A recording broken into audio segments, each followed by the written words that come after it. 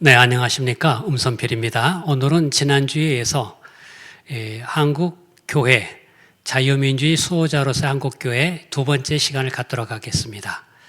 자, 제가 기도하고 또 시작하겠습니다. 아버지 하나님, 감사합니다. 하나님께서 우리 대한민국을 사랑하시고 또 지키시고 주관하신 걸 인해 감사를 드립니다. 이 시간 저희가 또 한국교회에 대해서 또 자유민주주의 수호자로서 한국교회를 살펴보고자 합니다.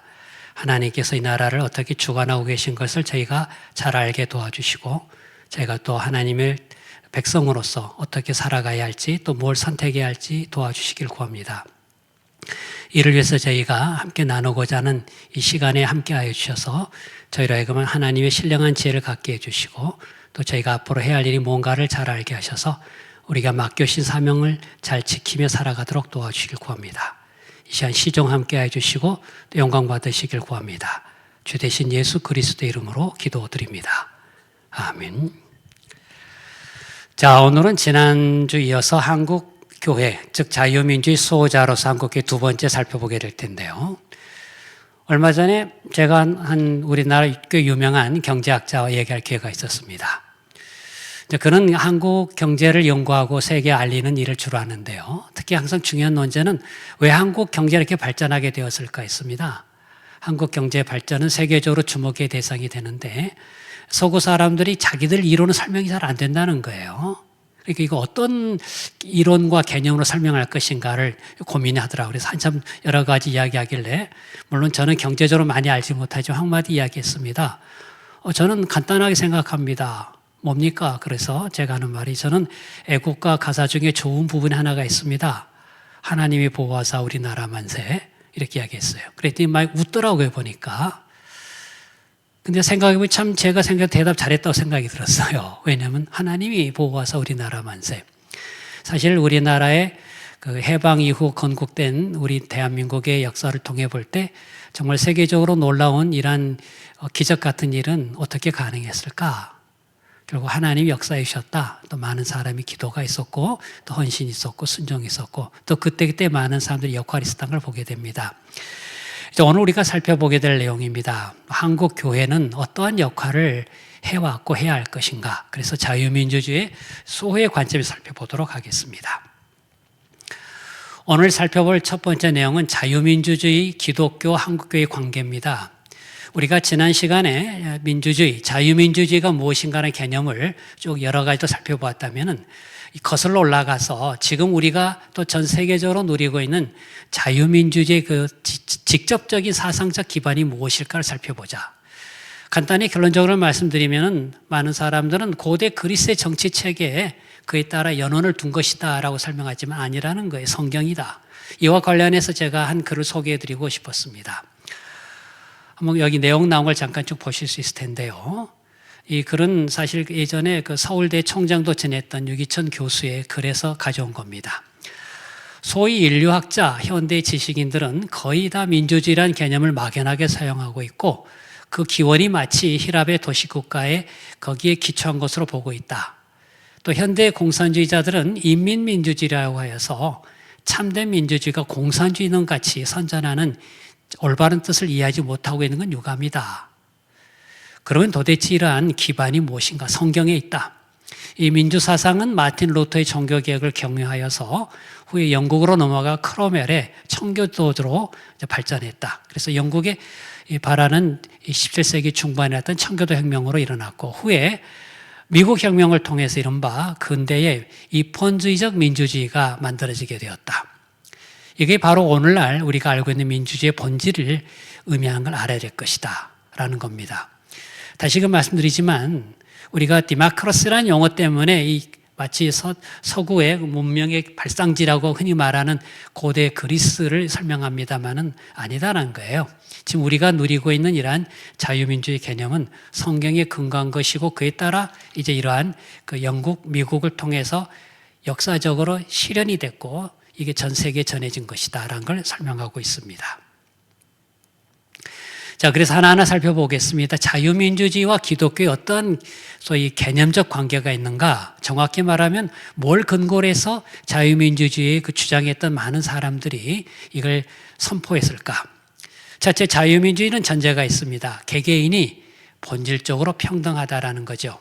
다시금 말씀드리지만 이 개개인이 평등하다라고 하는 건 사실 우리가 감정적으로 현실적으로 동일시하게 받아들이기는 어려울 겁니다. 여기 계신 분들 서로를 생각해보고 주위를 생각해보시오. 우리 모두가 동등한가? 동등한 취급을 받고 싶다는 것과 동등하다는 것에 대한 인정은 사실 엄밀히 다른 차원의 개념이기 때문에 그렇죠. 그런데 우리는 개개인이 본질적으로 평등하다라고 사실 믿고 있어요. 믿는 거로 말합니다. 왜 그럴까? 우리는 하나님 앞에서 동등한 존재라고 하는 이런 신앙 고백에 기초하기 때문이죠. 그래서 아까 말씀드린 것처럼 서구의 자유민주주의 가장 기본적 사상적 기초는 이거였습니다. 개개인의 본질적인 평등하다는 것은 창조주의 동등한 피조물이다. 우리 모두는 똑같이 차별 없이 구원받았다라는 신앙 고백에 기초한다. 우리 잘 아는 창세기 말씀 알고 계실 겁니다. 우리 인간은 하나님이 자기 형상으로 지으셨다. 남자와 여자를 만드셨는데 바로 하나님이 지으셨다. 그러니까 우리 인간의 존재의 근원을 하나님으로 찾기 때문에 더 이상의 그 이상의 존엄을 찾을 수가 없는 거예요. 왜? 우리 각자가 왜 조중한가 보니까 거슬러 올라가는 거예요. 우리가 귀족의 자녀였구나. 그럼 높을 것 같아요. 왕과 후손 높을 것 같아요. 알고 보니 하나님이 지으셨다 그러면 이건 대단한 거예요. 갈라디아서 보면은 신약 성경에 또 중요한 내용이 나오죠. 이건 직접 인용해 드리겠습니다. 너희는 유대인이나 헬라인이나 종이나 자주자나 남자나 여자나 다 그리스도 예수 안에서 하나이니라. 같다, 동등하다, 다르지 않다 이 말이에요. 그 당시 이 갈라디아서 기록됐을 때 그 시를 생각해 보시죠. 유대인과 헬라인은 인종적으로 엄청난 갭이 됐습니다. 가까이 갈 수 없는 장벽이 있었던 거겠죠. 종이나 자유인이나 사회적 신분, 이건 그 당시 극복하기 어려운 거였어요. 남자나 여자, 이건 우리가 잘 아는 것처럼 성별의 차이는 오늘날도 인정하게 됐듯이 그 당시엔 더욱더 커다란 간격이 있었다. 그럼에도 불구하고 하나다. 이건 그 당시 사실 믿지 않는 사람들 보면 혁명적인 말인 거예요. 사회의 그간의 질서를 흔들어 버린 거예요. 멀리 갈 것도 없어요. 우리나라 선교사들이 와서 한국에 복음 전했을 때 대한민국 가장 큰 변화를 가진 그거 아니에요. 남녀 차별을 무너뜨리게 되는 거. 한국이 역사를 보더라도 이른바 신분적 차이와 남녀의 차이를 극복하게 된 건 결코 오래된 게 아니에요. 반대로 오랫동안 이러한 차별이 있었음에도 불구하고. 근데 성경은 선명하게 이야기합니다.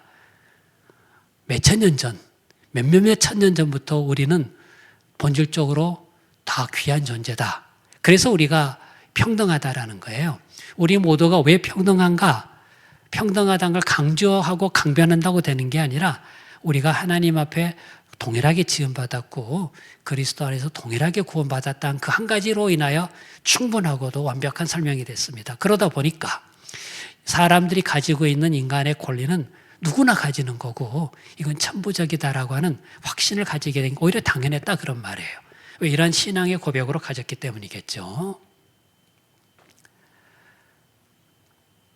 반면에 무신론자도 평등을 많이 이야기합니다. 모두가 평등하다는 이야기.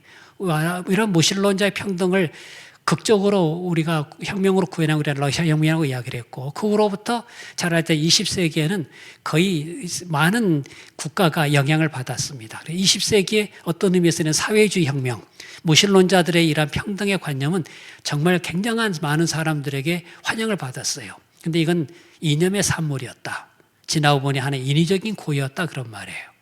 결국은 사실상 불평등으로 귀결되고 말았다. 아마 이 동물농장에 나와 있는 내용인데 아마 혹시 아신 분 많이 아실 거예요. 모든 동물은 평등하다. 처음에 이게 굉장히 많은 사람의 그 동물들이죠. 주장을 하게 되죠. 근데 나중에 이러한 이 모든 동물은 평등하다는 걸 약간 좀 바꾸기 시작합니다. 그런데 누군가는 좀 더 남들보다 더 평등해. 이 말이죠. 대단한 모순이죠. 평등하면 평등하지 남들보다 더 평등하다는 개념은 없습니다. 더 평등하고 덜 평등하다는 개념은 없을 텐데 이런 주장을 합니다. 모두가 평등하다 하지만 누군가는 더 평등하다라는 주장. 이게 쉽게 말해서 결국은 불평등하다라는 모순을 보여준 거죠. 실제 인류 역사가 그걸 경험합니다. 러시아, 그 다음에 멀리 갈 것도 아니고 북한을 보더라도 그들이 평등을 강장 내세운 것 같았지만 과연 평등한가? 그렇지 않다는 걸 우리는 너무 보고 있어요. 평등이란 구호는 인위적인 거였고 그들이 말한 평등은 단지 혁명을 위한 수단에 불과한 거에 불과했고 현실은 불평등으로 더 그치고 말았다라는 걸 우리는 너무 잘 알고 있습니다. 인류 역사에서 평등이라고 하는 이 말은 어떻게 사용되었을까? 상대를 존중하기 위한 배려가 아니었었어요. 자기를 위한 투쟁의 무기였다. 왜 이 말씀 계속 강조하냐면은 우리는 다른 사람들에게 평등한 대우, 존중해줘라 합니다. 왜? 각자가 소중하다는 걸 믿기 때문에 그걸 위해서 우리는 배려 차원에서 평등을 이야기해요. 저 사람도 생각해보면 같은 처지 아니냐? 같이 해줘야지. 이게 이제 평등으로 적용이 돼야 되는데 근데 실제 무신론자들은 그렇게 보질 않으니까 자기의 위대한 투쟁이었어. 왜 내가 너보다 못 먹어야 돼? 왜 내가 너보다 힘들게 살아야 돼? 그러니까 이때는 이 평등이란 무기가 투쟁의 도구가 됐어요. 그래서 많은 경우에 혁명 앞에 냈을 때는 평등을 내세웁니다. 오늘날에도 동일한 논리예요.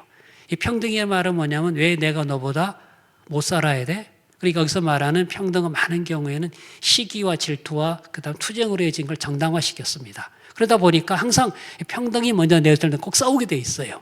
오늘날에도 다양한 논리로 다양하게 설명하지만 평등 내세우는 경우는 아까 말한 것처럼 사랑을 위한 배려 때문은 아니라 많은 경우는 투쟁의 도로 사용되고 말았대요.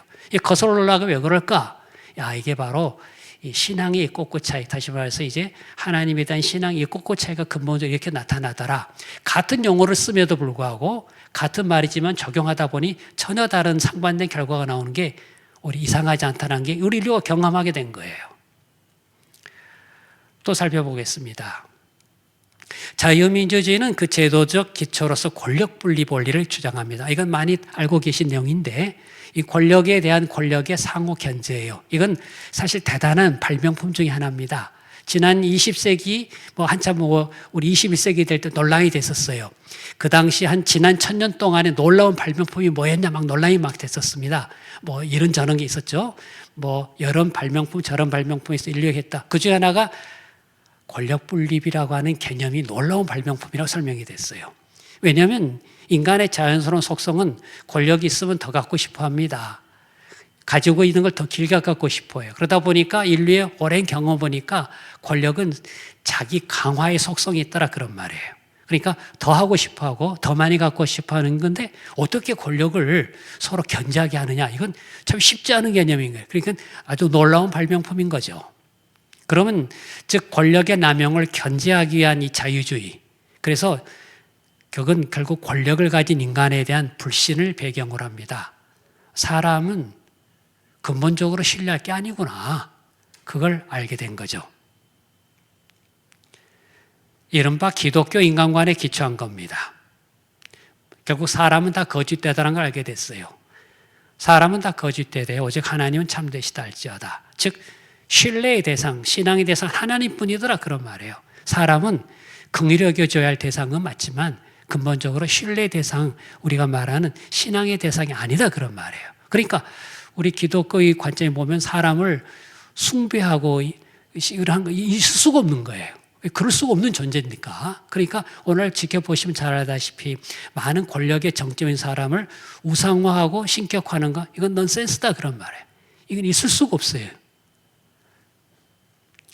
그래서 기독교 인간관에 기초할 때 권력을 가진 존재, 우리가 비록 그를 신임을 합니다. 선거로. 그러나 우리를 그들을 신뢰의 대상, 신앙의 대상 여기진 않아요. 이게 바로 굉장히 미묘한 차이가 좀 중요한 차이예요. 우리는 오늘날 선거를 통해서 우리 대표자를 선출합니다. 이걸 보고 신임에 부여하라. 당신을 신임하겠다. 그러나 우리 그들을 신앙의 대상으로 여기진 않아요. 이게 견제하고 경계하는 거예요. 구약 사무엘상을 보게 되면 8장에 그때 이제 사무엘을 통하여 왕정 제도를 도입하게 해 주십니다. 하나님께서. 물론 그거에 대해 기뻐하지는 않으셨어요. 그들의 요구를 그냥 방임 허용해 줬어요. 그러나 문제점 분명히 지적해 줍니다. 인간 통치자로서의 왕이 어떤 문제가 있는 건가?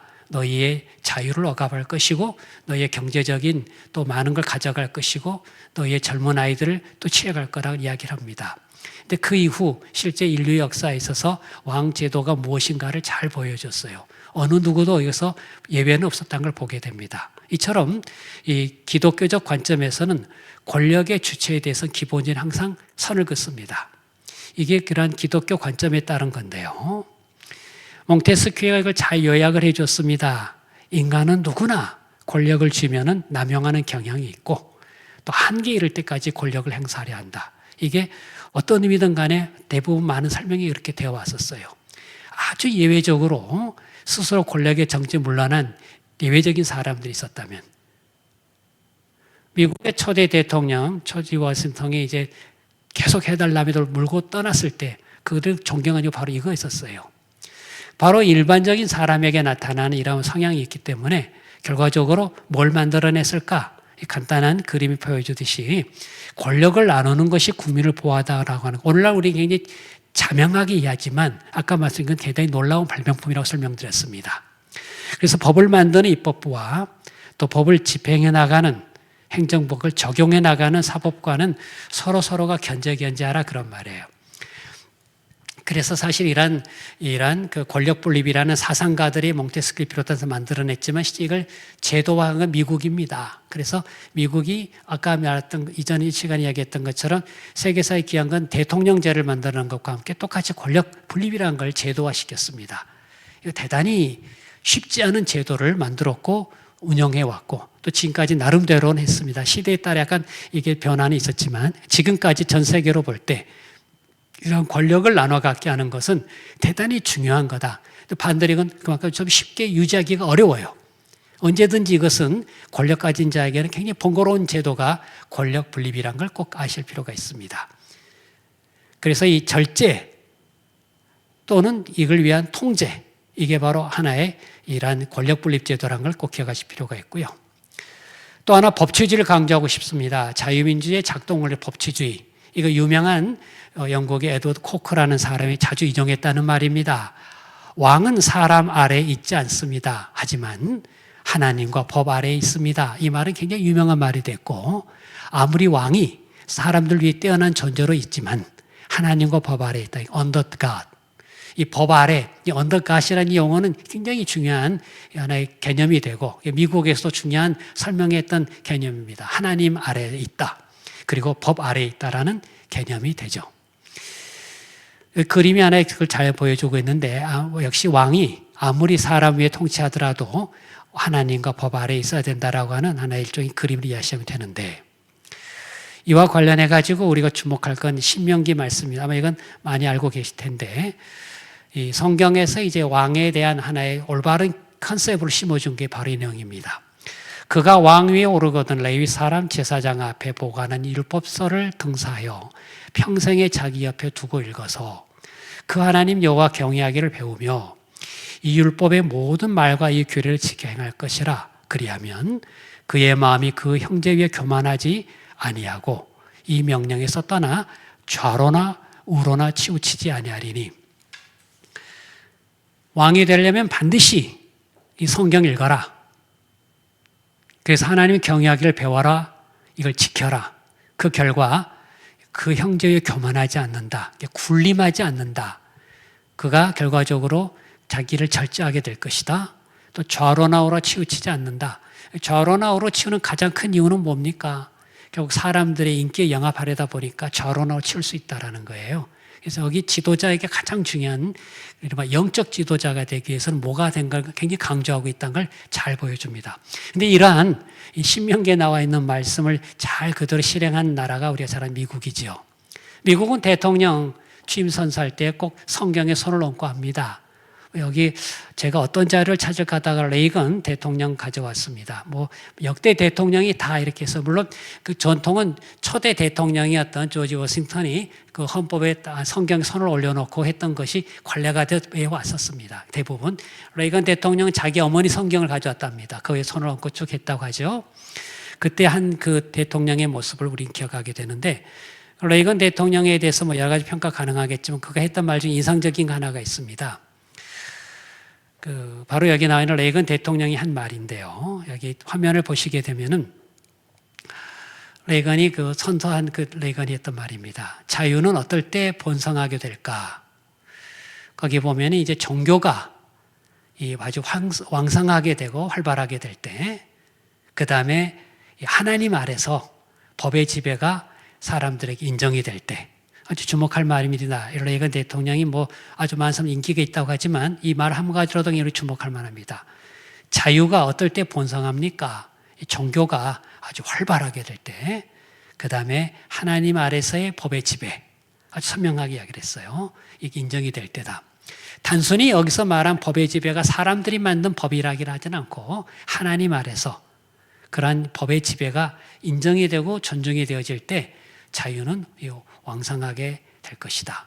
바로 이걸 잘 보여주고 있습니다. 오늘날 우리가 미국에 대해서 어떻게 평가할지 모르겠습니다만 인류 역사상 지금 미국처럼 강대한 나라는 없습니다. 미국처럼 지금까지 이렇게 오랫동안 강대한 나라가 없습니다. 많은 사람들이 설명할 겁니다. 그러나 적어도 우리 고백한다면 이건 하나님을 그래도 신뢰하는 그 믿음이 그 나라를 지탱해 주고 있다. 물론 때로는 흔들리는 것도 안타깝긴 하지만 적어도 이 모습이 우리에게 인상적입니다. 아마 아실 분 아시겠지만 우리나라 초대 대통령 이승만 대통령도 바로 취임할 때 특이한 성경 말씀의 권위를 두고 했다는 걸 잘 알고 있습니다. 바로 그러한 지도자가, 정치 지도자가 어떤 영적인 그런 하나의 힘을 가질수록 더 강한 자유, 민주주의 체제가 운영된 걸 우리가 지금 보고 있다 그런 말이에요. 또 하나 중요한 것은 자유민주의 핵심적 가치 하나가 여러 가지 자유가 있습니다. 종교의 자유를 굉장히 중시합니다. 아까 레이건의 말에도 나왔지만 종교개혁 이후에 바로 이 개인의 인권을 굉장히 강조하게 됩니다. 그 중에 핵심에 있는 게 바로 종교의 자유입니다. 그 중에 하나 소개해주고 싶은 게 미국의 1776년 버지니아 권리 장전이 있습니다. 제 16조를 잠깐 좀 다소 길지만 좀 소개해드리고 싶습니다. 이게 우리에게 의미하는 바가 크기 때문인데요. 종교, 즉 우리가 우리의 창조적에 가진 의무와 그 의무를 이해하는 방식은 오직 이성과 확신에 따라서만 지시될 수 있으며 힘이나 폭력으로 지시될 수는 없다. 그러니까 우리가 이 창조주께 대해 가진 의무와 이행하는 방식은 어떤 이성과 확신으로 될 성격이다 그런 말이에요. 그러므로 모든 사람은 양심이 명하는 바에 따라 자유롭게 종교를 실행할 수 있는 권리를 평등하게 갖는다. 다시 말씀드리지만 이 종교 믿는 바에 따라 실행할 수 있는 권리를 누구나 갖는다. 그리고 서로에 대하여 기독교적인 인내, 사랑과 자비를 베푸는 것은 우리 모두의 의무다. 우리의 권리와 의무가 있는데 바로 여기 나온 것처럼 종교, 이를 실행하는 이에 따른 양심, 그리고 서로에 대한 인내와 자비와 사랑, 이게 의무다. 이게 그 당시 버지니아 권리장전이었고 또 이게 지금까지도 어떤 의미에서는 미국의 중요한 하나의 핵심 가치로 자리잡고 있다. 그런 바탕이 있기 때문에 이 자유민주주의의 토대가 가능하게 된 거예요. 누누이 말하지만 어떤 하나의 외면에 가져온 모양으로만 그 실질이 갖춰지지는 않습니다. 우리 건물로 따지면 기초가 중요하고 식물로 따지면 뿌리가 중요한 것처럼 바로 이러한 가치가 있어서 왔기 때문에 자유민주주의가 유지가 되고 존중이 되어 왔다 이렇게 설명드릴 수 있습니다. 그렇다면 우리 대한민국에서 한국교회는 어땠을까? 이런 자유민주주의를 수호해왔다라고 저희가 계속 말씀드리고 싶은데요. 한국 현대사에서 한국교회는 개인의 자유와 권리를 존중하지 않는 폭력적이고 자의적인 전체주의적 지배와 독재 권력을 거부하였다. 무엇보다도 종교의 자유를 전면적으로 부인하는 무신론에 기반을 둔 이념, 세력에 강력하게 저항하였다. 이게 이제 다양한 역사적 현상으로 나타났습니다만은 내용은 바로 우리가 이러한 이유 때문에 신앙을 지켰고 자유와 권리를 지켰던 것은 달리 말하면 이러한 전체주의적 지배와 독재 권력을 거부하게 된다. 이것은 정치 권력을 획득하기 위함이나 유지하기 위함은 아니었다. 근본 본질적으로 우리 기독교적 가치를 보존하고 수호하기 위함이었다. 표면적으로 보이기는 체제, 어떤 체제, 자유체제냐 사회주의 체제냐 이걸 체제 전쟁의 모습을 그런 띄기도 하지만 사상적으로는 가치관 전쟁이지만 근본적으로는 무신론과의 영적 싸움이기도 하다. 그래서 이제 오늘날 우리가 자유민주주의를 계속 이야기하는 이유는 무엇 때문일까? 어떤 체제를 우리가 지향할 것인가는 정치적 선택의 문제로 보이기도 합니다. 그러나 때로는 우리가 어떤 가치관의 근거에 살아갈 것인가, 또 근본적으로 우리가 무신론과의 싸움인가 아닌가를 분명히 보실 것이다. 아마 오늘 이러한 강의를 통해 계속 들으시겠지만 우리가 끊임없이 도전받는 건 무신론과 무신론에 근거한 그럴듯한 사상과 학문의 도전, 거기서 우리가 어떻게 영적 가치를 지킬 것인가, 하나님의 권위를 인정할 것인가, 그 싸움이라고 해도 과언이 아니다. 그 중에 하나가 자유민주주의를 둘러싼 논의라고 생각할 수 있는데요. 지금까지 우리 한국교회는 건국 세력으로서 또 반전체주의 세력으로서 또 민주화를 위한 기여하는 세력으로서, 그리고 오늘날에는 이른바 문화 막시즘을 거부하는 시민운동 세력으로서 우리는 역할을 해왔다. 이렇게 좀 정리해 보았습니다. 하나하나 설명해 보겠습니다. 건국 세력으로서의 한국교회. 아마 이 내용으로 해방을 맞이할 때 기쁨을 잘 표현한 하나의 사진이기도 하고요. 해방 이후에 이제 바로 우리가 잘 아는 이른바 재헌국회의 내용입니다. 우리가 잘 아는 것처럼 우리 대한민국 그 국회 회의록에 기록된 내용이죠. 기도로 시작하는 것. 아마 이 내용은 우리가 많이 알고 있을 텐데 다시 한번 확인 차원에 읽어드리겠습니다. 역사의 첫 걸음을 걷는 오늘 우리는 환희와 우리의 감격에 넘치는 이 민족적 기쁨을 다 하나님에게 영광과 감사를 올리나이다. 그러면서 이제 이 모든 말씀을 주 예수 그리스도 이름 받들어 기도하나이다. 아멘. 그 당시 의장이었던 이승만 그 제안에 따라서 이윤영 목사가 기도한 내용이죠. 그런 점에서 보면은 대한민국은 기도로 시작한 참 놀라운 그 기록을 가지고 있습니다.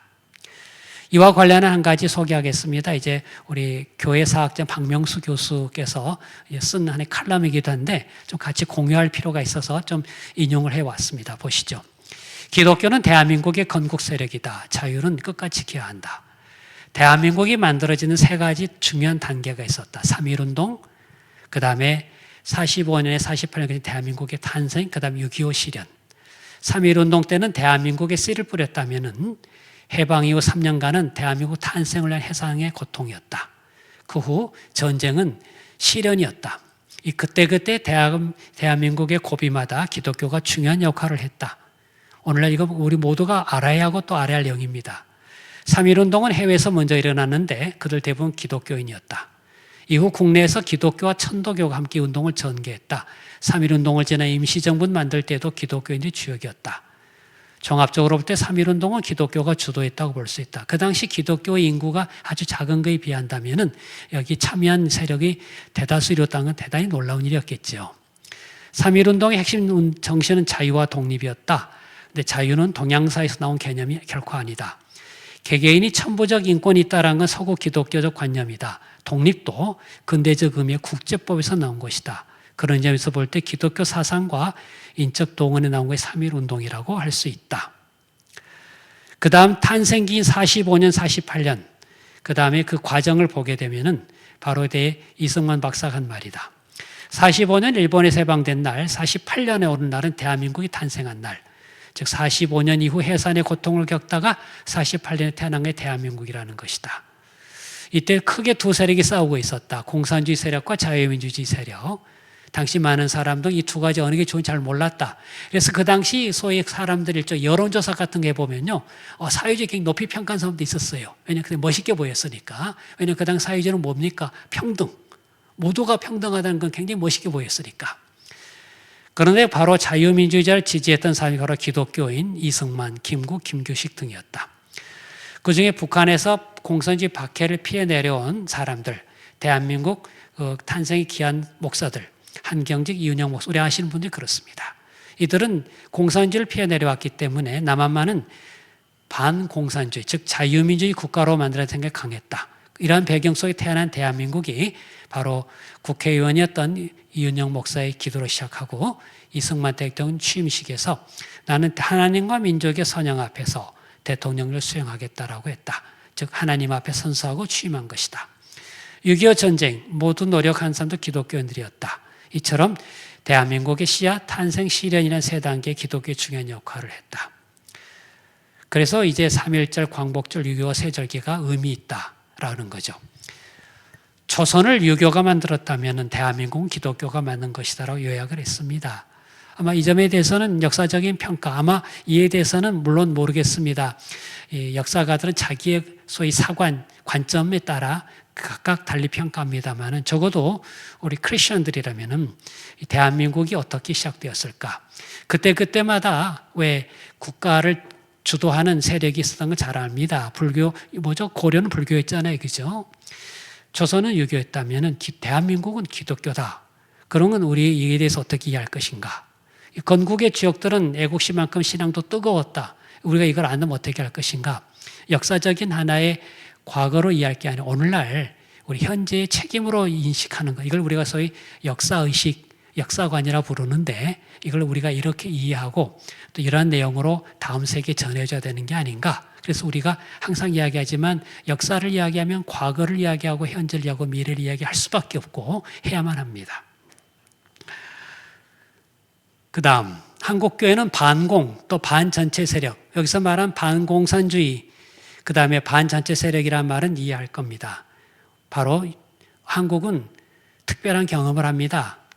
여러 가지 많은 내용 중에 우리가 한국전쟁을 여러 개 설명합니다. 그 다음 국제정치로 설명할 수도 있고 여러 가지로 이야기하겠지만 우리 종교적 관점에서 보면은 북한의 인민군들이 많은 사람들, 특히 기독교인들에 대해서 이러한 걸 했다는 걸 잘 압니다. 왜냐하면은 북한 내에서도 또 남한에 와서 볼 때 그들이 생각하는 사회주의 혁명, 공산주의점에 가장 반대한 사람들은 단순한 지주들이 아니었습니다. 바로 그들이 가장 경계할 사람은 기독교인이었기 때문에 무신론자들이 가장 두려워하는 건 바로 하나님의 신앙을 가진 사람들이었기 때문에 많은 사람들을 이렇게 공격을 하고 죽이기도 했습니다. 여기 보면 흥미로운 사진 하나가 있습니다. 이때 이 사진은 뭐냐면 부산 이 철양교회인데요. 6.25 당시 회개 기도를 갔습니다. 왜 이러한 고난을 우리가 겪게 됐을까? 그럴 때 이들이 모여서 회개 기도를 했습니다. 무슨 말이냐면 바로 이것은 하나님 앞에 가져가야 할 문제다 생각하면서 한국을 위해 기도할 때 하나님 앞에 회개 기도한 건 아주 유명한 하나의 사건 중에 하나입니다. 즉 한국교회는 이처럼 하나의 이러한 전쟁을 하나님 앞에서 바라보았고 기도했기 때문이죠. 그 후 전쟁이 끝난 이후에 계속 여기 나와 있는 많은 기도 제목 중에 하나가 한국의 기독교는 자유를 위해서 나라를 지켜야 된다. 그리고 애국심의 내용의 하나가 뭐냐면 자유였기 때문에 그래요. 그러니까 이 한국 기독교는 다른 나라의 기독교와는 역사적 맥락이 좀 다릅니다. 이 자유민주주의가 어떤 의미에서는 한국교회에 뿌리 깊이 남아 있는 하나의 집단참이라고 해도 과언이 아닙니다. 군종이라고 하는 제도 아시겠죠? 어떤 면에서 군을 통해서 어떤 면에서는 이제 관점이 있다. 이건 사상교육이다 했겠지만 하나의 신앙적인 무장이 필요했었던 거고 이걸 위해서 보면 군성교가 굉장히 한국교의 중요한 하나의 과제가 됐고 또 우리 군대 갔다 오신 분들 잘 알겠지만 또 군을 통해서 신앙 가진 계기도 참 많았습니다. 그래서 한국 기독교의 중요한 부흥의 하나 중에 하나가 이런 군 선교도 중요한 의미가 있었던 걸 보게 됩니다. 이건 뭘 의미하는 걸까? 단순히 그냥 하나의 선교 전략으로서만이 아니라 한국 교회의 인식 속에 우리가 굉장히 강하게 사로잡고 있는 하나가 뭐냐면 사회주의 체제하고는 우리는 공존할 수 없다는 것을 아까 말한 체험으로 경험했다라는 거예요. 사실 저 어릴 때 교회 다닐 때 자주 그 목사님이 하셨던 게 주로 뭐냐면 그 당시 공산주의자들에서 우리 교인들이 어떤 비법받았는가 이야기 아주 많이 했어요. 저한테 이야기할 때도 나중에 그런 공산주의 앞에서 크리스천 신앙 고백할 수 있게 자꾸 도전을 많이 했어요. 목숨 걸고 고백할 수 있겠는가? 그런 내용이 저의 개인적인 신앙 고백만이 아니라 그러나 많은 세대들이 공유했던 거라고 설명할 수 있습니다. 세월이 지납니다. 이제 한국이 이제 교회의 역사의 흐름이 70년대, 80년대 쭉 지나가면서부터 한국교회는 또 새로운 과제를 맞습니다. 민주화라고 하는 시대적 흐름이 있었는데 물론 한국의 헌정사를 1987년 헌법 전후로 나눕니다. 이 87년 헌법이라고 하는 건 잘 알다시피 우리 헌법 1948년 보면 약 40년입니다. 그러니까 한국의 헌정사를 보면은 좀 크리티컬하게 나누는 게 1987년 체제입니다. 그러니까 지금 우리로 보더라도 약 한 40년 전후로 이렇게 나뉘게 되는데요. 건국 이후 40년은 뭐였을까? 제가 생각하기 저는 자유민주주의로의 질적 전환을 위한 준비 과정이다. 많은 우리 사람들이 이야기합니다. 마치 가나안 백성이 40년의 광야 생활을 통해서 준비했던 것처럼이나 아마 어떤 의미에서는 의미를 부여한다면은 우리 건국 이후 40년 동안은 한국에 많은 변화를 경험했어요. 그때 어려운 시련을 겪기도 했지만 한국 전쟁은 뭘 우리 국민들이 경험해 줬냐면 일제시대 때 경험하지 못했던 자유민주 체제에 대한 그 집단 체험을 역설적으로 하게 됐어요. 물론 우리가 이걸 원해서 한 건 아니었지만 지나고 보니까 결과론적인 해석이기도 하지만 자유가 정말 중요하다. 목숨 걸고 지킬 만하다. 그때 제가 인상적인 글을 봤어요. 6.25 때 많은 사람이 죽고 다쳤습니다. 도대체 우리는 뭘 지키길 원했는가? 땅을 지키길 원했는가? 땅을 지키는 관점에 보면 별로 큰 소득 없었던 거 아니에요? 지금 38선과 휴전선이 바뀌게 됐을 때 땅으로 따지면 별로 남는 일이 아닌데 우리 뭘 지키려고 했을까? 결국 우리가 아까 말한 자유민주 체제 이걸 지키려고 했다 그런 말이에요. 이제 그런 점에서 볼 때 우리의 한국이 바로 이런 40년 동안 그 사이에 또 이제 그 경제적인 토대를 형성해 나가면서 자유민주주의가 구체적으로 이제 실현될 수 있는 하나의 질적 전환을 위한 준비 과정이었다. 그런 하나의 사상적 준비가 이루어졌고 마음가짐, 그다음에 경제적 토대가 가져졌어요. 이제 그러다 보니까 이제 우리의 생활 양식으로서 한국의 어떤 그러한 자유민주주의 체제로서 전환이 될 수 있는 그런 계기가 마련되었다. 그 이후에 이제 한국교회가 이런 예언자적 사명이라고 그때 표현을 많이 했었죠. 때로는 정치 권력에 대한 견제자로서, 때로는 민주화 사회에 대한 협조자로서 행하였다. 여러 가지 관점의 평가가 가능할 겁니다만 적어도 한국교회의 여러 가지 그 흐름 속에서 이 권위주의 정권에 대항하는 그런 자유민주 체제를 세워가는 움직임이 있었다. 그러나 여기서 우리 구별해 나갈 게 있습니다. 자유민주주의 체제를 만들어가는 움직임과 그러나 대한민국의 정통성을 부정하며 북한 체제를 추종하는 움직임을 구별해야 되겠다. 아마 이게 굉장히 오늘날 주어진 불편한 진실이기도 하고 부딪혀야 할 현실이기도 합니다. 무슨 말이냐, 대한민국에 태어나지도 않았으면 좋았을 거라는 그런 주장은 우리 입장에 받아들일 수가 없어요. 그래서 우리는 권위주의 극복해 나가면서 자유체제로 갔던 움직임의 흐름으로 보는 게 타당하다. 한국 교회에서 진보적인 성격도 있었지만 그건 어디까지나 기독교적 가치 속에서 또 우리 헌법상 자유민주 체제 속에 서용되는 거지 이것을 부정하는 또 이것을 무시하는 것으로 나아가는 건 우리가 인정할 수 없을 것이다라는 건 잘 아는 바와 같습니다. 여하튼 세월이 지나서 우리가 이러한 한국 민주주의가 그로부터 많이 이제 민주주의 체제에 좀 변화를 가져오게 됩니다. 물론 아직까지도 질적인 민주적인 체제에 토착화되긴 좀 어려움이 있어요. 여전히 고찰 건 여전히 많습니다만 그나마 이제 형식적인 형태는 좀 많이 다듬어졌다 설명합니다. 이에 대해서는 모두 따로 논할 기회가 있으면 하겠습니다. 그 다음 또 한국교회는 지금 또 다른 중요한 과제를 접합니다. 이른바 문화 막시즘을 거부하는 하나의 시민운동 세력으로 한국교회가 지금 자리 잡고 있습니다. 한국교회는 한국 사회의 변화에 대해서 하나는 성서적 가치에 따라서 우리는 판단해야 할 입장이 됐는데 1990년대부터입니다. 한국에 나타난 현실로서 등장합니다. 성소수자 운동이 나타나지요. 기독교적 가치에 반한다는 게 우리에게 굉장히 안타까운 문제가 됐습니다. 한국의 1990년대부터 이른바 성적 자유, 권리를 주장합니다. 이것 하나의 권리로 운동으로 나타나기 시작했는데요. 아마 이 그림을 보시면 아시겠지만 소위 이른바 무지개 이걸 통해서는 바로 성소수자의 다양성을 이야기하고 주장하게 됩니다. 더 나아가 여기서 이제 뭘 세우게 됩니까? 동성결합, 동성혼을 인정해달라는 주장을 이제는 아예 공개적으로 아주 활동으로 나서나게 됩니다. 예전에는 어떤 사람들의 학문적 주장, 사회운동가들이 이제 그게 아니라 하나 이렇게 보다시피 하나의 이른바 공개적이고 그리고 주도적인 자리에 서려고 하는 것으로 나타나게 되면서부터 이에 대해 교회가 반응하지 않을 수 없게 됩니다. 한국교회는 아까 말한 문화 막심을 거부하게 되는데요. 이런 문화 막시즘은 이른바 성혁명의 배경으로 등장하게 됐습니다. 성혁명이 뭡니까? 간단히 말하면 이렇게 요약할 수 있습니다. 이성 간의 그리고 일부일체자 간의 상관계 벗어나자. 모든 걸 다 받아들이자. 이걸 자유요 혁명이라고 이야기했습니다. 혁명이라고 하는 게 소위 근본적인 사회적 변동을 의미하는 단어라면은 이런 성적인 자유를 이걸 권리로 주장했고 이걸 하나의 사회적 혁명으로 내세우고자 합니다. 그때 배경에 우리가 잘 문화 막시즘이 있다라는 거죠. 왜 이걸 주장했을까? 그러면 우리가 말했던 이른바 성도덕이라고 하는 건 이른바 기독교 문화인데 이건 지배 집단이라는 거예요. 소위 말해서 사회 변혁을 꿈꾸는 사람들은 항상 내세우는 게 지배 집단, 기존의 주류 세력을 바꾸자, 변혁하자, 엎어보자, 뒤집자 이런 주장을 합니다. 종래 가정과 교회를 중심으로 했던 그런 기독교 문화를 무너뜨리는 가장 효과적인 방법이 성이라는 수단을 동원한 혁명적 수단이었어요. 이걸 목표로 내세우게 됐죠. 그러니까 이건 주된 수단이 뭐냐면 개인의 성적 자유. 이전의 경우는 경제적인 문제를 제기했어요. 그래서 이른바 정치 경제적 혁명을 합니다. 경제적 평등을 위해서 정치적 혁명 도구를 동원해서 일으키고 숙청하고 체제를 전복하는 거라면 이제 그게 아닌 다른 양상으로 접근하게 된 거죠. 바로 안토니오 그람시 같은 이런 사람들이 주장을 하고 배경을 깔았었습니다.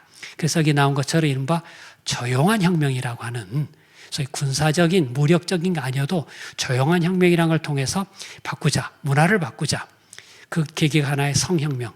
사실 아시다시피 성이라고 하는 엄청나게 강한 에너지, 사람들의 이끌어가는 그것을 통해서 이걸 계기로 바꿔보겠다라는 주장을 하게 된 거죠. 이에 대해서 한국교회가 싸움을 나섰습니다. 문화 전쟁이기도 하고 도덕 전쟁이기도 하고 가치 전쟁이기도 하고 체제 전쟁이기도 합니다. 그래서 한국교회도 이제 나설 수밖에 없었습니다. 동성애는 죄악이다. 이건 인권이 아니다. 라고 주장하게 됐죠. 그래서 여기 나온 것처럼 계속 강한 주장들이 나오게 됩니다. 많은 집회를 열게 됩니다. 한때 이런 얘기가 있었습니다. 한국교회가 문제 삼을 게 꼭 동성애만은 아니지 않는가. 많은 한국교회도 문제가 있지 않는가 이야기를 합니다. 맞습니다. 한국교회 또 심지어 크리스천 중에서도 안타깝게도 부도덕한 또 범죄를 저지르기도 하고 비난받을 행하기도 합니다. 그러니까 어떤 사람이 이렇게 이야기합니다. 오히려 그런 큰 것들을 더 지적해야지 뭐 이런 걸 갖고 동성애 이걸 죄라고 하고 이걸 그렇게 심각하게 문제 제기하느냐 이야기를 합니다. 그래서 제가 한번 그런 같이 모임에 이야기한 적이 있었습니다. 세상에 많은 사람들이 죄를 지고 하지만 심지어 크리스천도 그렇지만 자기가 이걸 잘못할 때 죄라는 건 인정은 한다.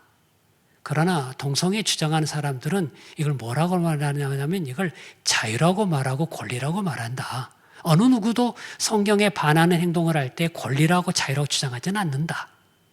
그런데 이 동성애 주장한 사람들은 이런 행위와 이런 것이 자유와 정당한 권리라고 주장한 이것은 문제 아니냐. 그래서 문제를 삼습니다. 다시 말해서 이건 아까 말한 것처럼 기본적으로 기독교적 가치를 부정해 나가는 내용이기 때문에 그러하다는 거죠. 자, 그렇다면 우리가 이제 하나하나 우리가 할 일이 뭔가를 고민하지 않을 수가 없습니다. 한국 자유민주주의를 위해서 우리 교회는 무슨 역할을 해야 할까? 사실 이것은 좀 커다란 주제이기도 합니다. 하나하나 좀 생각해 보겠습니다. 자유민주주의 체제가 이게 하나의 제도화되고 공고하게 되기 위해서는 이걸 추진하려는 사람들이 중요합니다. 한때 우리는 자유민주주의 체제로 전환, 소위 말해서 민주화, 민주주의 이행을 이야기했다면 이걸 어떻게 하면 이걸 공고하게 할 것인가? 이걸 하려면 어떤 사람들이 나설 거냐인가? 주체 세력들의 선한 의지, 또 온전한 지혜가 참 필요합니다. 이와 관련해서 한국교회가 무슨 일을 할 수 있을까? 이게 우리 중요한 과제가 됩니다. 왜냐하면 자유민주 체제라고 하는 건 기본적으로 정치적인 경쟁을 동력으로 삼습니다. 결국 자유체제는, 이 자유민주 체제는 결국 이 선거를 하게 되고 누군가가 권력을 가지게 됩니다.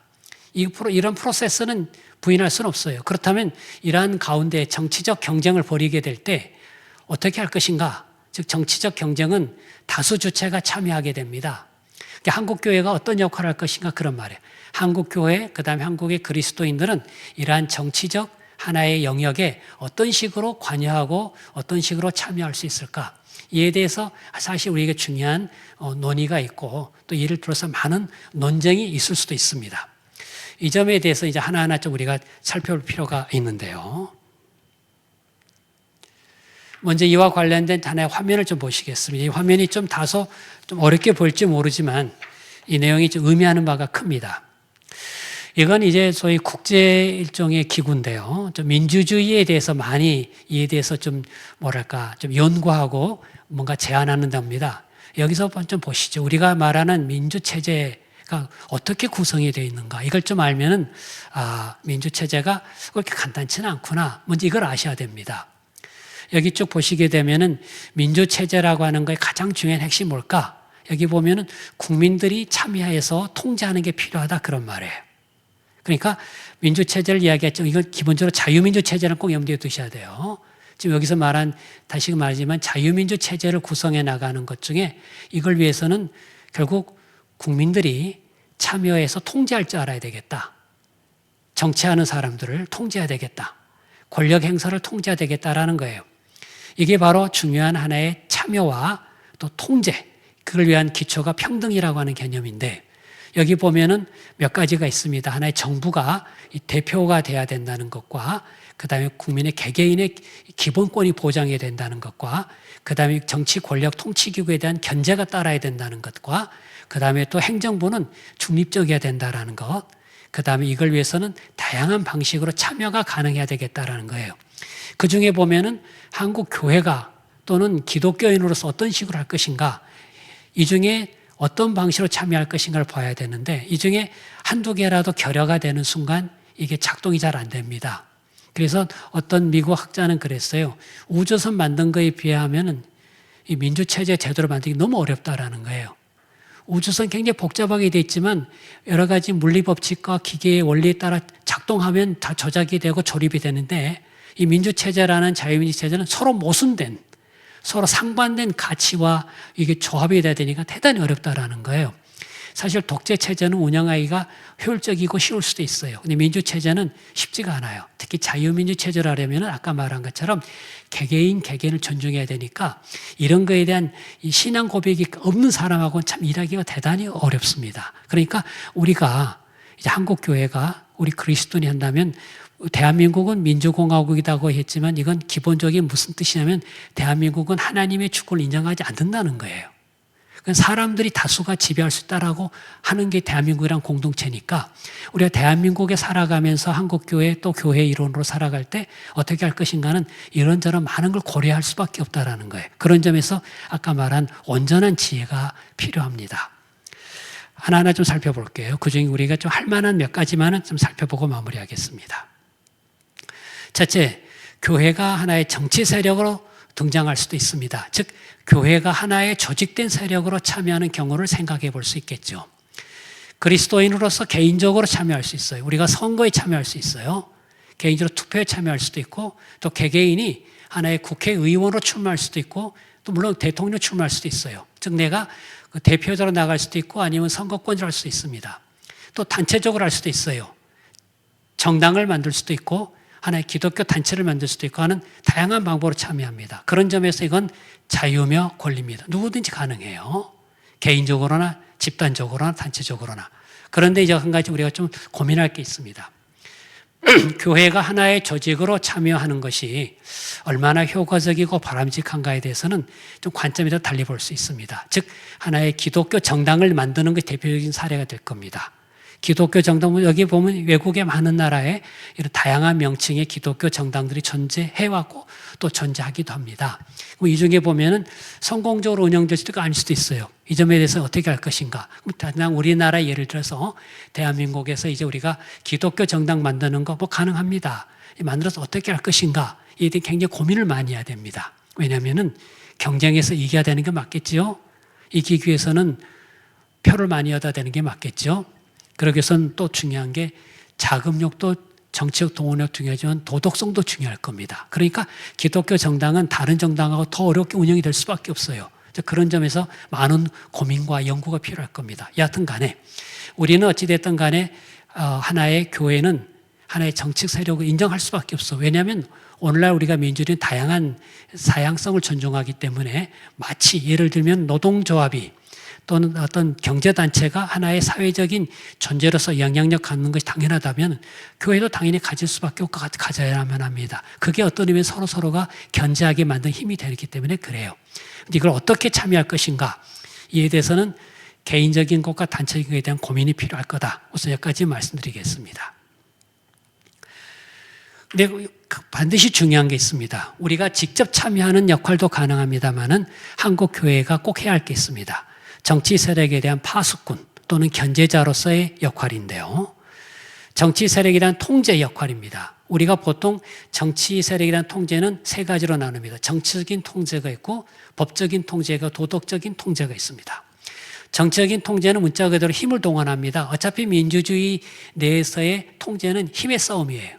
결과적으로 뭐냐면 누가 표를 많이 얻는가, 누가 국회의원 수를 많이 가지는가, 누가 정권을 가지는가, 이런 정치적 통제.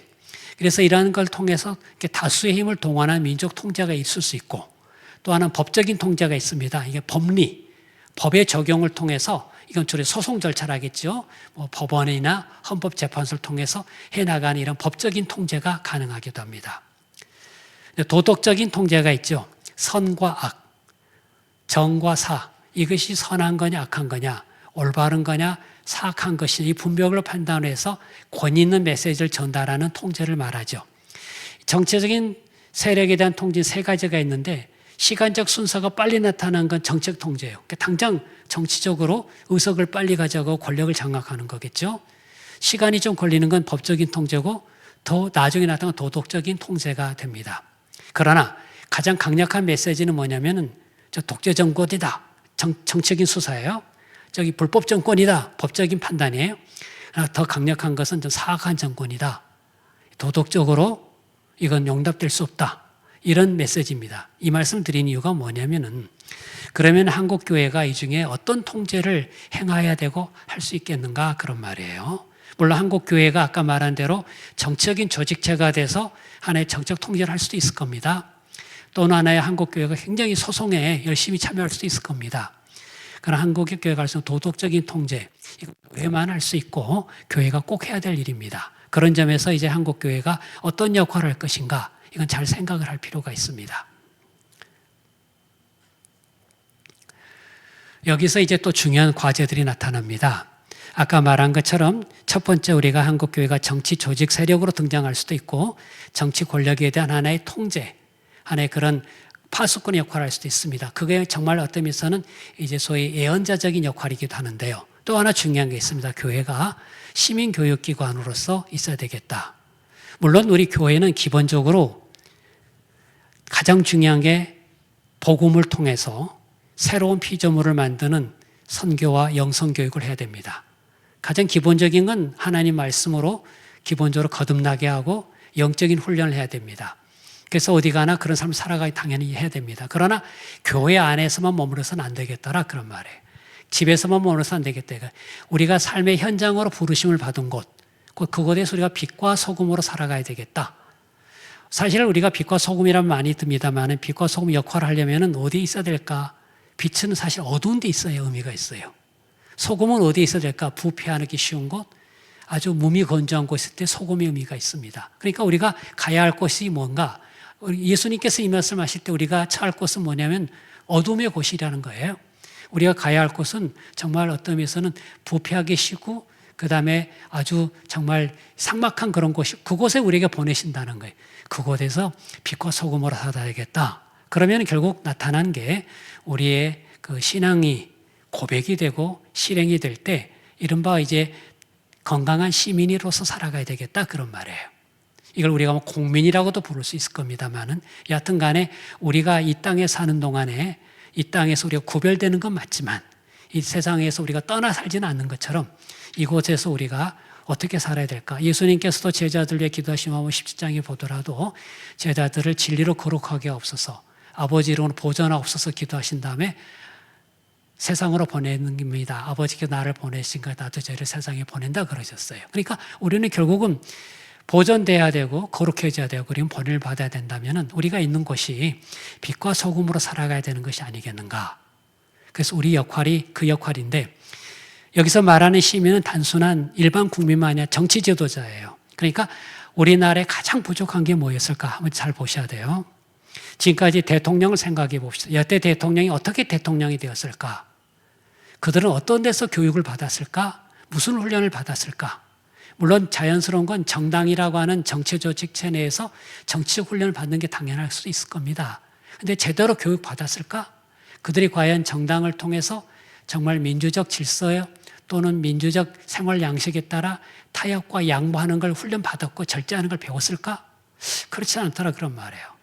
우리나라 정당을 보면 많은 경우에 그냥 좀 미안한 표현이 치고받고 싸워서 상대 제압해서 어떻게든 당권 장악해서 된 경우 많지 않던가. 그때 그렇지 않은 외부에 갑자기 들어온 경우가 더 많았어요. 정치적 훈련도 못 받고 들어온 사실 지도자들이 대통령의 경우도 있지 않았던가. 근데 가장 중요한 게 뭐냐면 신앙교육을 좀 제대로 받으면서 그러면 정치적 교육 받으면 얼마나 좋았을까. 아시다시피 대통령, 국회의원도 그렇죠. 특히 대통령은 굉장히 그 복합적인 지위에 있어요. 단순한 한 정당의 대표만이 아니고 일부 정치 세력의 대표만이 아니라 국민의 대표도 되고 국가 통합할 원수가 돼야 됩니다. 그러니까 그는 행정으로 뛰어나야 되고 정치로도 뛰어나야 되고 도덕적으로도 우리는 앞서주길 바라는 거예요. 그러니까 어려운 자리니까 그만큼 준비가 돼 너무 당연하지 않는가. 대통령이 아닌 국회의원도 그렇고 누구든 간에 일반 행정 공무원에 가더라도 우리가 국가 영역, 정치 영역에 참여하는 그런 영역이라면 건강한 시민으로서의 훈련받는 게 꼭 필요하겠다. 교회에서 이걸 해줘야 된다. 이러한 교육은 시간은 걸립니다. 그러나 효과는 아주 강력합니다. 어떤 체제든 간에 그 체제를 운영할 수 있는 사람을 키우는 게 대단히 중요합니다. 그래서 어떤 시대든 간에 우리는 어떤 사람이 필요할까? 야고보서 말씀인데요. 첫째는 성결하고 다음에 화평하고 관용하고 양순하며 긍휼과 선한 열매가 가득하고 편벽과 거짓이 없는 위로부터 난 지혜를 가진 자들이 필요하겠다. 내용이 길어서 도대체 얼마나 복잡할지 모르지만 그거예요. 세상 지혜가 아닌 성결한 구별된 지혜가 돼야 되겠다. 핵심은 화평과 관용과 양순. 이러한 우리 정치적 리더십을 우리는 기대해야 되지 않을까. 근데 그가 뚝 떨어지지 않습니다. 훈련돼야 되는 거예요. 개발이 돼야 되는 건데 누가 할까? 우리 초중고등학교 잘 나왔다 꼭 되지는 않더라고요 보니까. 이런 도덕적인 훈련, 이건 교회가 해야 되겠다 생각합니다. 많은 기도가 필요하고 또 훈련이 돼야 되겠다.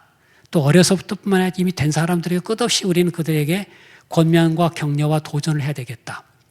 그리고 화평으로 심어 의의 열매를 거두는 그런 화평케 하는 자들이 필요하겠다 생각이 듭니다. 아마 이 시대에 가장 필요로 한 자들이 아닌가 생각됩니다. 우리 시대에 가장 실종되어 버린 단어들이 여기 쭉 나온 것들이에요. 근데 이런 사람들이 필요하다. 이러한 사람을 키우는 일은 우리 교회만이 할 수 있다. 이렇게 말하는 게 교만이라기보다는 전 책임이라고 봅니다. 우리가 이렇게 해야 되겠다. 우리가 어떤 의미에서는 우리 가정의 자녀들에게 또는 내가 있는 집단에 또는 직장이라면 그 사람들에게 할 수 있는 우리 각자가 준비해야 되겠다. 어차피 사람들만큼 수준만큼 그 정치 체제를 운영할 수밖에 없습니다. 그러니까 지금까지 말한 걸 다시 정리하면 자유민주 체제가 시작이 말씀에 근거한 기독교적 가치 근원에서 쭉 살아왔어요. 근데 이게 그 체제가 작동이 잘 되냐 안 되냐라는 것은 그들이 어떤 사람들이 주도되냐에 따라 다릅니다. 아까 우리 헌법에 대한민국 민주공화국이다 그랬고 대한민국의 주권은 국민에게 있다 그랬습니다.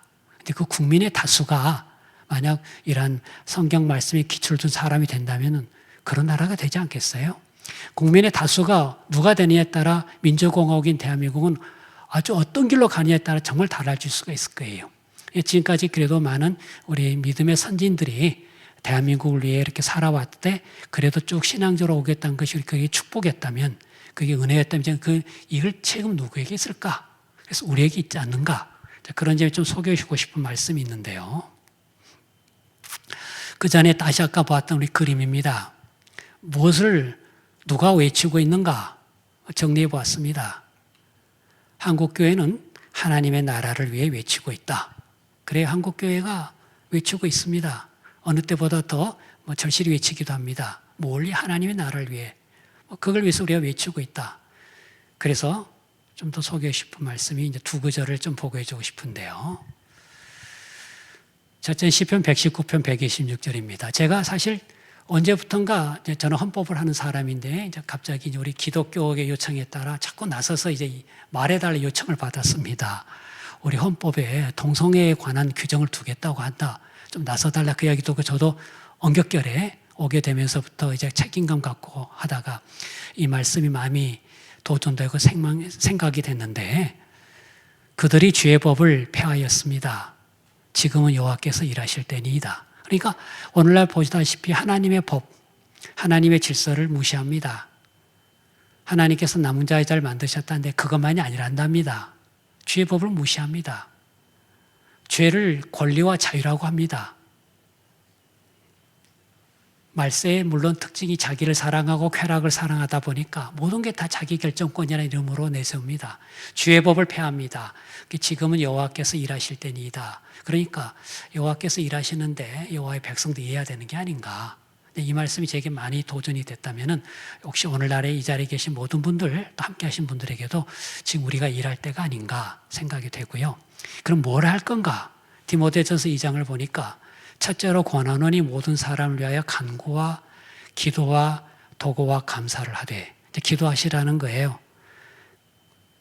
어떤 내용이든 기도하시라는 거예요. 어떤 때든 기도하시라는 거예요. 임금들과 높은 지위에 있는 사람들이 사라는 거예요. 물론 이걸 보고 많은 경우에 크리스천들은 다 이게 말이지 친정권 성향이다, 어용이다 이런 식으로 비판하는 사람들이 있으면 그건 아니잖아요. 그렇죠? 책임감이에요. 왜? 임금들과 높은 지위에 있는 사람들이 헤매면 안 되기 때문에 우리 기도해 줘야 돼요. 잘 알다시피 사무엘이 왕을 달라고 했던 그 백성들에게 했던 말이 있잖아요. 나는 너희를 위하여 기도하기를 쉬는 죄를 옆에 결단코 범치 아니하고 선하고 의로운 도로 너희를 가르칠 것인즉, 이게 바로 그 선지자의 역할이었다면 오늘 한국교회가 그래야 되듯이, 한국교회가 누굽니까? 우리들이에요. 한국교회는 크리스천들이 바로 임금들과 높은 지위에 있는 사람들 기도해 줘야 됩니다. 올바로 갈 수 있도록. 그래야 우리 모두가, 우리와 우리 자손과 우리 자손의 자손들이 모두가 경건과 단정한 중에 또 고요하고 평안한 생활을 할 수 있다. 왜? 우리가 살아갈 때 괴롭고 힘들게 살아갈 이유는 없을 거예요. 우리 모두는 고요하고 질서 있는 생활을 하고자 합니다. 그걸 위해서 우리는 기도해야 됩니다. 기도는 한다는 게 뭘까? 구하고 찾고 두드리는 거니까 구하고 찾고 두드려야 됩니다. 이 일을 할 수 있도록 우린 기도하고 또 방법들을 찾아야 되고 많은 시도를 해야 됩니다. 그래서 아마 우리가 할 일이 더 많을지도 모르지만 그것이 우리의 또 책임이 아닌가 생각됩니다. 지금까지 얘기했던 걸 정리해 보면은 자유민주주의라고 하는 것, 물론 서구에서 시작됐다. 알고 보니 서구 기독교적 병이 시작됐다. 한국에 우리 복음이 들어왔다. 우리가 한국 기독교가 흥왕해 왔다. 대한민국이 이제 이러한 기독교적 가치에 서야 되겠다고 우리가 믿고 구한다면은 방금 말한 것처럼 많은 우리가 선택해야 할 것 중에 하나가 자유민주주의 체제가 중요함을 알고 거기에 맞도록 또 그런 나라가 이루어지도록 우리는 여기 나온 것처럼 기도해야 되겠다 생각이 듭니다. 기도하겠습니다. 아버지 하나님, 대한민국을 사랑하시고 지키시고 이끌어 오신 거랍니다. 앞으로 또 계속 주관해 주시길 구합니다. 그래서 저희와 저희 자손들과 자손들의 자손들이 이런 하나님의 은혜 가운데 살아갈 수 있도록 우리가 기도하고 구하고 찾는 일이 부지런하게 도와주시길 구합니다. 자유민주주의라고 하는 이 세상에서의 제도기도 하고 질서기도 하지만 하나님을 경외하는 가운데 그런 삶의 방식을 선택하게 도와주시고 무엇보다 이를 위해서 우리가 개인적으로 빛과 소금으로 살아가게 하시고 있는 곳에서 하나님의 말씀을 전하고 이에 따라 행할 수 있도록 도와주시길 구합니다. 또 이 나라의 통치자들, 위정자들, 또 국가 권력을 행사하는 모든 자들에게 하나님을 두려워하는 경외하는 마음과 또 백성을 위해 사랑하고자 하는 선한 마음을 더해 주시기를 구합니다. 이를 위해서 우리가 항상 기도하게 하시고 항상 선택하게 하시되 하나님을 선택하는 우리가 되도록 도와주시길 구합니다. 이 시간 함께 해주신 걸 감사하고 우리 주 되신 예수 그리스도의 이름으로 기도드립니다. 아멘.